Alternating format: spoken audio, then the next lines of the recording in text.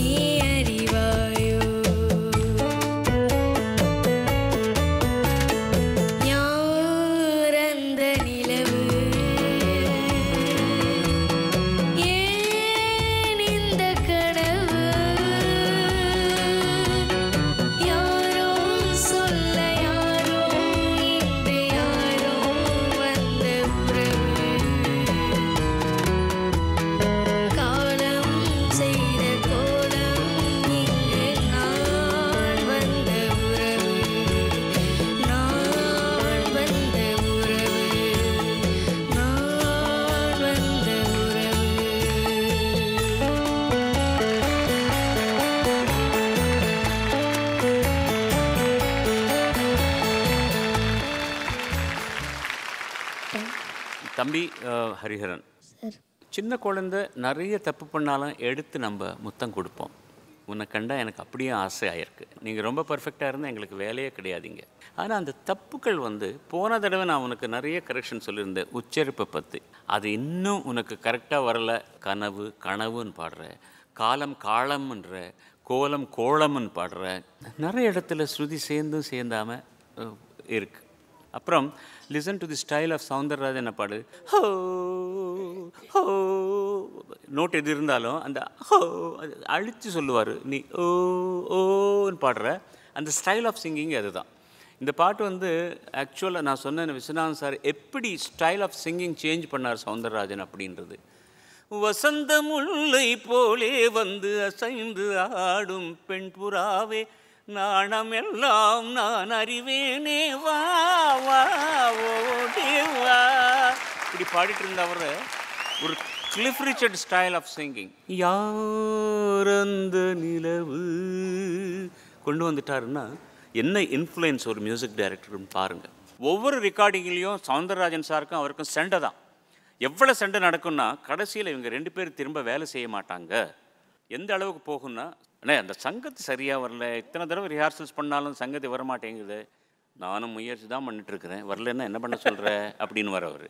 அது வரணும். என்ன இதை பாருப்பா விஸ்வநாதா, என் தொண்டையில் என்ன வருமோ அதை நீ கம்போஸ் பண்ணி கொடுத்தா தான் எனக்கு வரும். அந்த சின்ன சின்ன சங்கதியெல்லாம் எனக்கு வராது. எனக்கு படித்தா வந்து ஸ்ட்ரைட்டாக பாடுறதுக்கு நீங்கள் முயற்சி செய்யாமல் அப்படி வரலன்னா எப்படி? நான் ரிஹர்சல்ஸ்லாம் வந்தது இல்லை. என் பாட்டுக்கு நீங்கள் தான் பாடணும், நீங்கள் வரணும். எனக்கு வராது. என்ன பண்ண சொல்கிற நீ? உங்களை போய் நான் கூப்பிட்டேனே அப்படின்னு வர அவர். உனக்காக நான் வந்தேனே அப்படின்னு வர அவர்.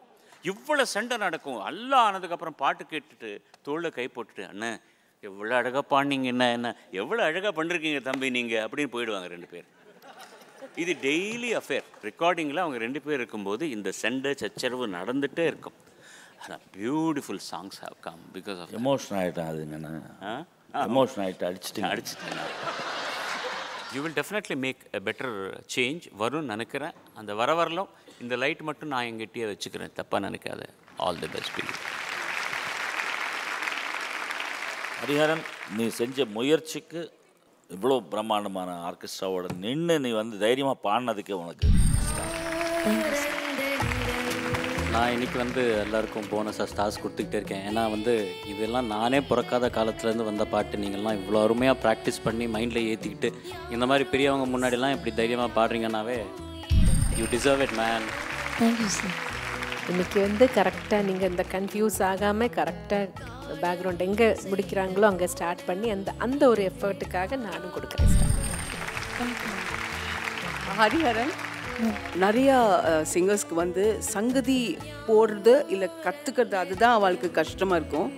ஆனால் உங்களுக்கு வந்து இயற்கையாக வந்து நிதானமான ஒரு பாட்டு இருந்தானா கூட உங்களுக்கு வந்து சங்கதி வந்து டொப்புன்னு விழும் அதில்.